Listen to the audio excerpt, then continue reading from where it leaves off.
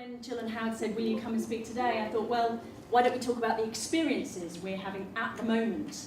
And this is about working with a company, And Now, and doing a large-scale commission along the Icknield Way. And our Icknield Way runs from Terschelling, one of the Frisian Islands that Lucy joined us with last year to go to the Festival of Oral, down to Dorset.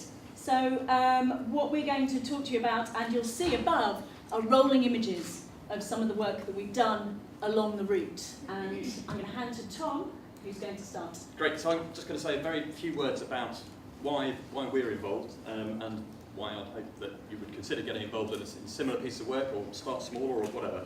And picking up on some of the material that we've heard over the last couple of days. And there's lots. Philip started with an introduction referencing the breathtaking beauty of Turner's paintings, coastal landscapes in Kent. Howard was reiterating the fact that beauty is our raison d'etre. It's what we do, it's what we engage in, it's why we do what we're doing. We've heard about the Wye River Festival. Some of you would have been lucky enough to have gone on the site visit, the field trip to see and hear about the Ash Project. And the things you'd been hearing about, the things about creating spaces for wonder, the intrigue, awe, and that kind of inspiration that we get from it.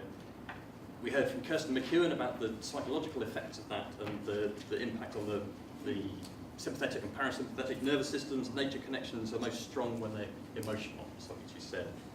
And the language of AONB management really doesn't help us do that. It's very technical, it's very dry, and it can make anything, in Elliot's words, sound like a planning report.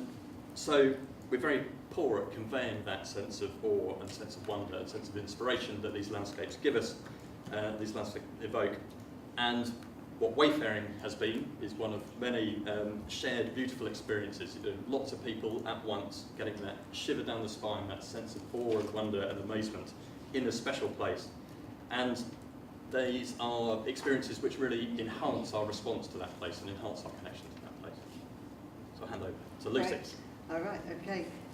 Yeah, I don't want to repeat anything, so I'll try not to repeat, but there will be echoes of, because it's a wonderful project because it links AONBs, I think, which is a fantastic thing to do together, to link on a journey. It links in time, it links in space. And the three main things I think I'd sum up that we've got out of it so far about how you interpret the landscape is it's been experiential for us as staff and for audiences. So it's really been in and of the place, and it's challenged people to actually get out into the place and feel and do. So the pieces don't involve really watching, they involve being in the place. We had to go out onto the beach for the week and help build. The audience had to come out in the cold, in the damp, and be there. It took a lot of energy to do that. But it's also very respectful. We had thousands of people on the beach, the whole beach for a week, and left hardly any trace. Thousands of people experienced the beach in a really deep way, and there was a bit of chalk and a bit of coal dust left, and a few labels from the children. 500 children. So all that happened, and it went again, and yet it left a very deep impression. And so really the third thing I'd say, it's very transformative in that way. We are very careful in our culture, I think, in this country, not to be too challenging of each other. It's one of the good things about British culture, but also a weakness in some ways. So this is a very challenging way to get people there and not to tell them exactly what it is. It didn't have a label, it didn't have a sign, so it was about, yeah, like the Wye Valley, it's about being playful, which is then becomes very inclusive, because it doesn't preclude certain people joining in. And so I really enjoyed going to Earl. I thoroughly recommend it. I don't want to take up much more time, but the head of people and landscapes at the Wildlife Trust, I just quote from him really. The other day I saw him and he said it produced in him a powerful emotional response which was in keeping with the place and transformed the place. And I don't think we can ask for much more than that, and it was extraordinary and effective. So yeah, I could talk about it for hours really. Lucy was also a participant performer as well, so I didn't know whether you were going to come up and actually dance So there could have been a I possibility. could have had a burn on a stick or bang some flints next time. Yeah, and Lucy came to the Oral Festival in Terschelling, which are sort of international leaders in landscape theatre, installation and performance, and they write or commission the environmental audit for the island every year because of the work they do. So they have a very close relationship with their equivalent to the Forestry Commission and government, and we had meetings with them as well, which was really fascinating. Which is what I'd say, when you make that commitment with art, you have to make a very deep and very serious commitment to what you're doing, which often with words you don't do, but when you're actually in the space doing it, and that's what's happened at Earl, they've taken over the management of the place. So art is actually very serious because you're putting yourself out there, and it's a deeper commitment in some ways than some. So last year Howard challenged us to use art to make our management plan. We're still trying to figure that out. Thank you, Lucy.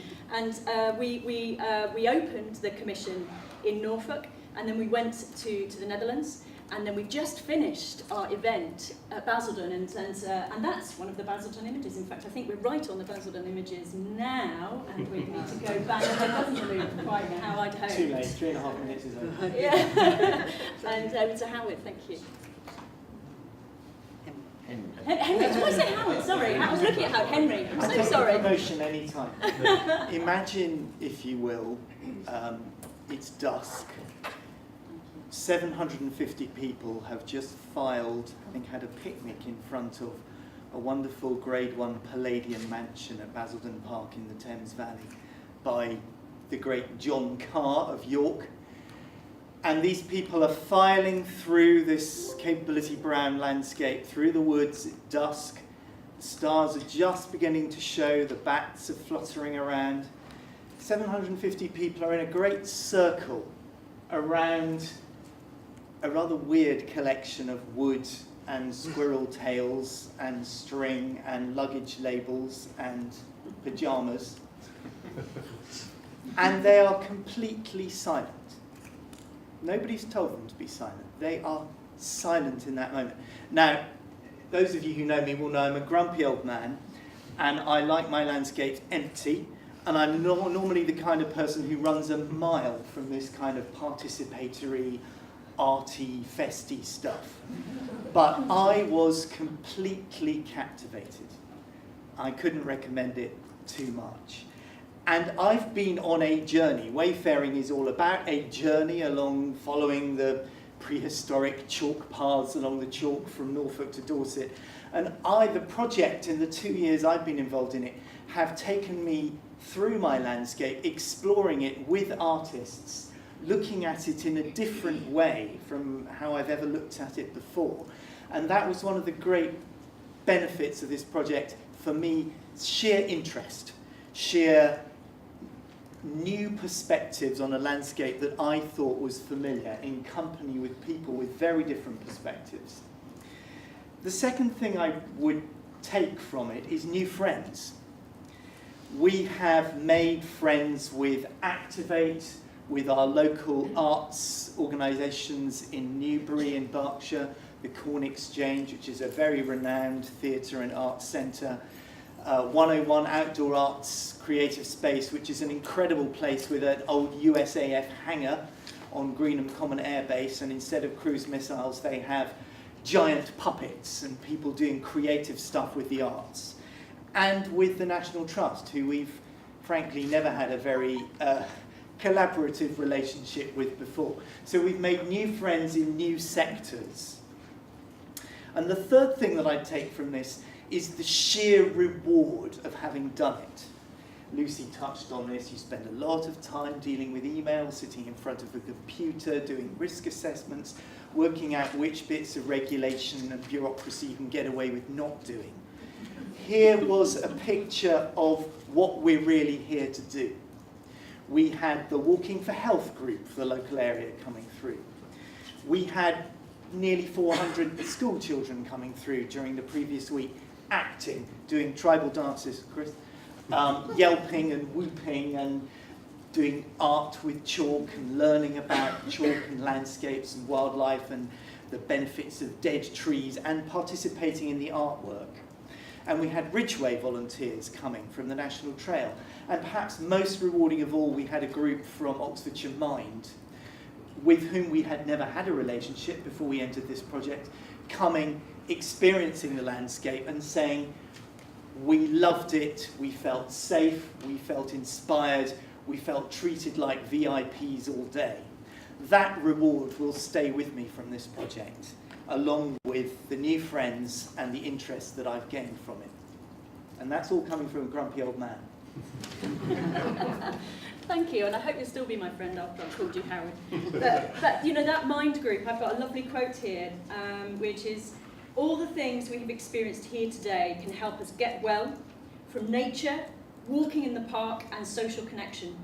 This experience helped us connect with the moment, and we all feel valued and welcome. And that was, I mean, it was just wonderful feedback, and to be able to work with your team and with the Corn Exchange team, that Jill's last slide, all of those things, around working in partnership, it's all about being able to do something much bigger than you're able to do on your own, because you've built trust to be able to do that and take a sort of leap of faith. So in our briefing later on, what we'd like to do is to talk more about sort of that process, and to welcome anybody who's sceptical about working with an artist or working with an arts organisation, or who has tried it, or is concerned, or wants to celebrate it in terms of, it doesn't have to be a large scale, it can be smaller scale, and how you might go about that. So the next steps for us, we're in Dorset in September. We have lots of our flyers outside for you to take. But we're also talking with the Arts Council, and last year Paul Bristow, Director of Partnerships at Arts Council, came and spoke to you, and he's going to be meeting with Howard at a professional seminar that we're doing, and talking about what next, because they're very keen. They already have a memorandum of understanding, for example, with the Forestry Commission, with the Canals and Rivers Trust, and with the National Trust, and all of those organisations have arts officers there supporting work. So they are interested in the work that we're doing and you're doing with artists and arts organisation, because it reaches a new audience and we're able to bring more resources to that. So thank you very much.